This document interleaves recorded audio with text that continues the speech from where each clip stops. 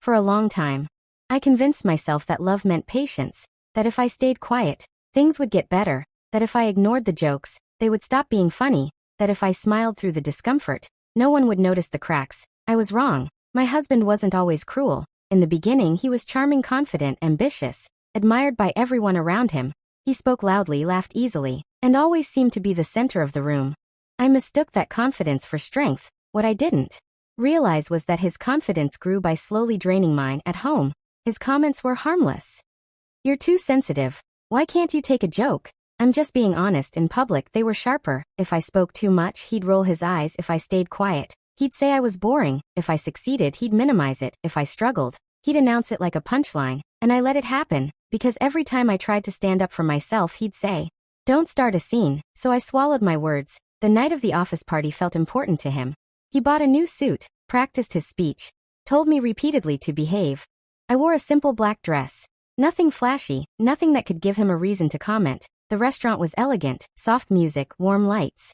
People laughing like life was easy. At first, things were fine, then the comments started. When a colleague complimented my dress, he laughed. "She picked it because it was cheap. She loves discounts more than style." People chuckled. I smiled. When someone asked how long we'd been married, he said, "Long enough for her to stop trying." More laughter. I laughed too quietly. My stomach tightened. Then came the question that always triggered him. "So what do you do?" I had built my answer carefully over the years. I ran an online business. I managed clients. I worked late nights. I contributed financially. I was proud of that, but he answered first. "She's a housewife. Thinks it's exhausting." The table laughed again. This time I didn't, because I remembered.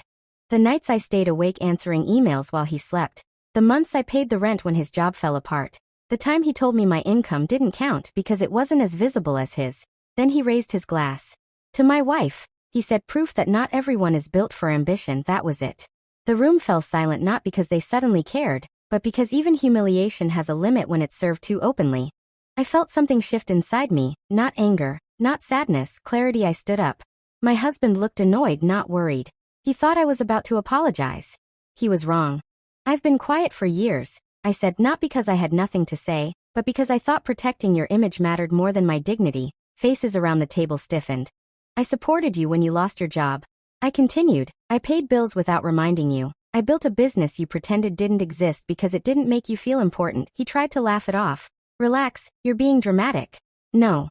I said, "This is me being honest. Something you claim to value." I took out my phone, not for drama, but for truth. "Last week, I sold my business. The money went toward clearing the debts you hid from me.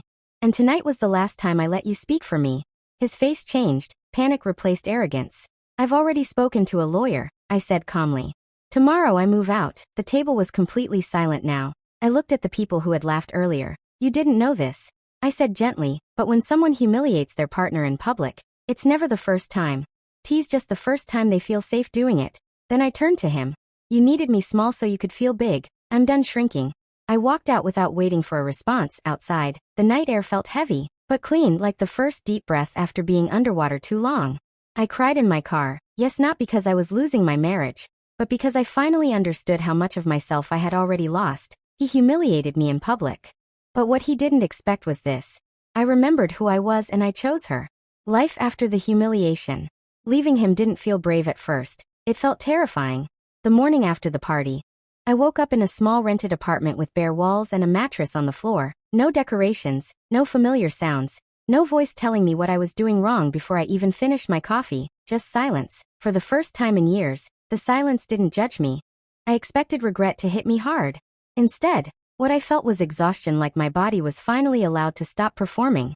My phone buzzed nonstop that day. Missed calls, messages ranging from "we need to talk" to "you embarrass me" to "you're overreacting." Not once did he say, "I'm sorry." That told me everything I needed to know. The first few weeks were messy. I doubted myself constantly. I replayed the dinner scene in my head, wondering if I had gone too far. Years of being told I was too emotional, don't disappear overnight. But something strange happened. Every morning I woke up without a knot in my stomach. Every decision I made, what to eat, where to go, when to work, was mine. No commentary, no criticism, no humiliation disguised as humor. People started to notice the change before I did. A friend told me, "You look lighter." Another said, "You talk differently now, like you're not apologizing for existing." I hadn't realized how small I had learned to be. The legal process was quiet but revealing. He fought hard, not for me, but for control. He questioned my contributions. Tried to rewrite history, claimed he was blindsided. But facts don't care about ego. Bank statements, emails, receipts, they told a story he couldn't talk his way out of. When the separation was finalized, he didn't look angry. He looked empty, because people like him don't fear losing love. They fear losing the audience. Months passed. I rebuilt my business slowly, smarter this time. I decorated my apartment with things.